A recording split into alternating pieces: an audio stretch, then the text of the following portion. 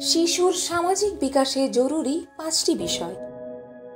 আজকাল যৌথ পরিবার খুব একটা দেখা যায় না। সেখানে সবার মাঝে শিশু যেভাবে বেড়ে ওঠে, একক পরিবারে তেমন সুযোগ থাকে না। তারপরও অভিভাবকরা নিজেদের সামাজিক আচরণ দিয়ে রোল মডেল হয়ে উঠতে পারেন। ভাগাভাগি বা শেয়ারিংয়ের আনন্দটা বুঝিয়ে দিতে পারেন। প্রথমত, কথা বলুন, প্রশ্ন করতে উৎসাহ দিন।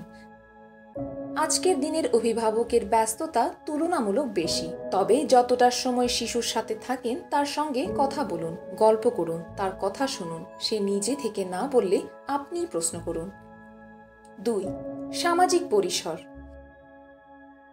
অন্যের সঙ্গে কুশল বিনিময় বা বাড়িতে অতিথি এলে নিজের ঘর থেকে না বেরোনোটা শিশু সুলভ আচরণ ভেবে হেসে উড়িয়ে দিবেন না।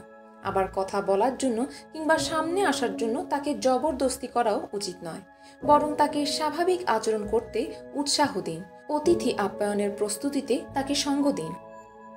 3. শিশুর অনুভূতি। সব শিশু একই রকম সামাজিক আচরণ করবে না, এটাই স্বাভাবিক। জোর করবেন না, শুধু খেয়াল রাখুন শিশু যাতে অসামাজিক না হয়ে যায়। বয়স অনুযায়ী সামাজিকতার গুরুত্ব বুঝিয়ে বলুন। 4. মুখভঙ্গি বা দেহভঙ্গি। শিশুর সামনে রাগ প্রকাশ করবেন না।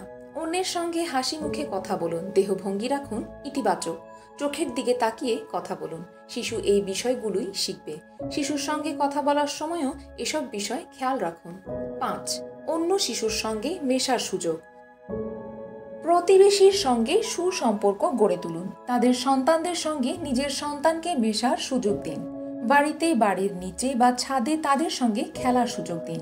শিশুদের নিয়ে ছোটখাটো অনুষ্ঠানের আয়োজনও করতে পারেন। তার পছন্দ মাফিক আবৃত্তি, বিতর্ক, ক্রিকেট, ফুটবল বা কারাতের মতো কিছু শেখাতে পারেন, যাতে অন্যের সঙ্গে কথা বলা বা নিজেকে উপস্থাপনের প্রয়োজন পড়ে।